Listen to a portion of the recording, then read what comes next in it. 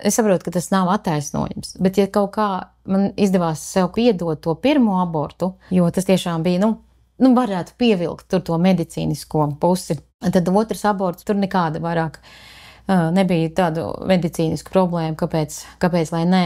Un tad jau es ļoti gribēju otru bērniņu. Un tad jau es biju tik ļoti nobriedusi. Bet tas spiediens no tā bērniņa tēva puses bija, ir jātaisa cauri.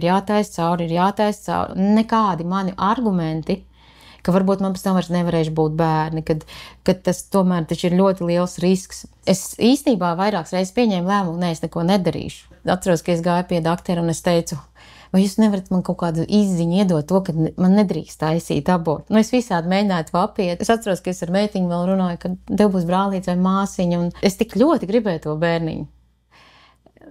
Un es īsti nesaprotu, kas bija tas spēks, kas mani piespieda tomēr to izdarīt. Jā, draudi, bailes, tas bija tieši tas, kā mēs gāju cauri. Bailes arī no tā, ka es būšu ar tiem brīviem bērniņiem viena pati un gulies kā gribi. Un man nebija neviena cilvēka, kas pateiktu, būs labi, mēs tiksim galā. Tas bija ļoti milzīgs konflikts. Tā bija tāda milzīga cīņa visu to periodu, līdz tas notika.